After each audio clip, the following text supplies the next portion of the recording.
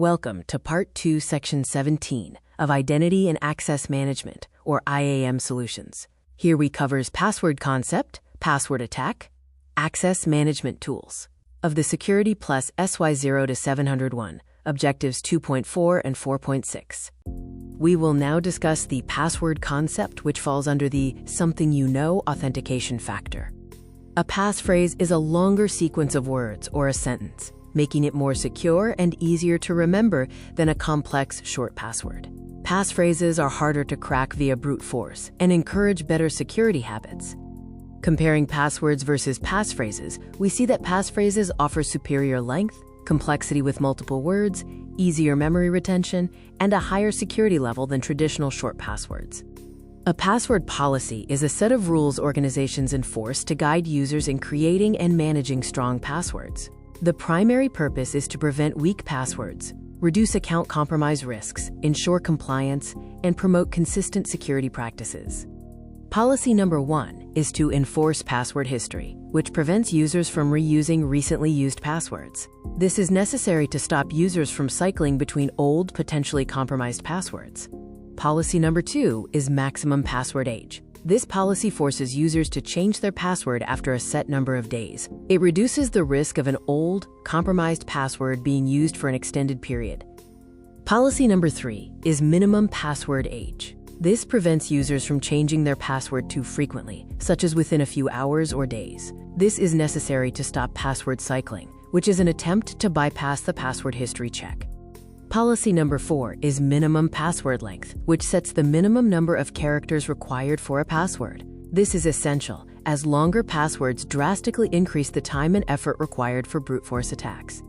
Policy number 5 is the complexity requirement, which enforces that a password must contain a mix of different character types, such as uppercase, lowercase, numbers, and symbols. This maximizes the password's entropy, making it harder to crack.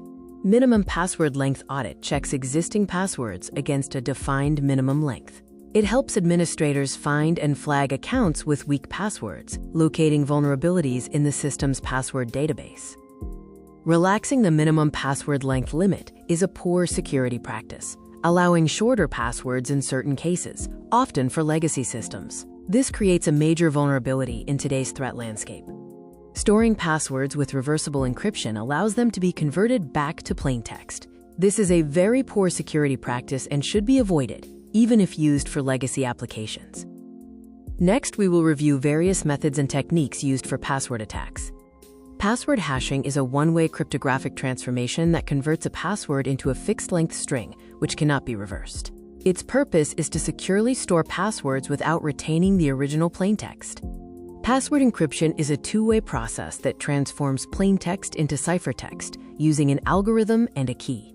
This protects passwords during transmission or when reversible access is required.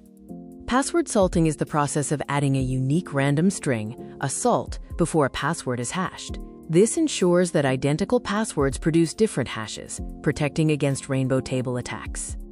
An overall and brute force attack attempts to guess login credentials directly through a live system's authentication interface in real time.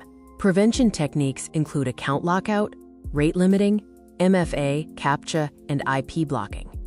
A brute force attack is a trial and error method to guess passwords by systematically trying every possible combination. Prevention includes strong password policies, multi-factor authentication, account lockout and rate limiting, CAPTCHA, and password hashing with salting. Password spraying involves trying a small number of common passwords across many user accounts to avoid account lockouts. Prevention methods include enforcing strong passwords, MFA, and monitoring logs for failed logins. A dictionary attack uses a pre-compiled list of common words and phrases to guess a password. This differs from brute force by limiting the search space. Prevention techniques include strong passphrases, blacklists, salting, strong hashing, MFA, and account lockout. A pass the hash or PTH attack uses stolen hashed passwords to authenticate to systems without cracking the hash. Prevention techniques include using Kerberos instead of NTLM, enabling credential guard in Windows, and limiting local admin privileges. A birthday attack exploits the birthday paradox to find two different inputs that produce the same hash value. known as a hash collision. This is commonly used against weak hash functions like MD5 and SHA-1. A rainbow table attack uses a pre-computed table of hash values to quickly crack passwords. Salting passwords makes these pre-computed tables useless. Strong hashing algorithms and MFA also offer protection. A password manager is a secure application that stores, generates, and manages user passwords in an encrypted vault. Mitigation involves using a strong master password, MFA, biometric unlock, and a manager with zero-knowledge encryption. Passwordless authentication offers a smarter and safer way to log in by using biometrics, cryptographic keys, or device verification instead of traditional passwords. This significantly reduces the attack surface. We will now describe Privileged Access Management, or PAM, tools.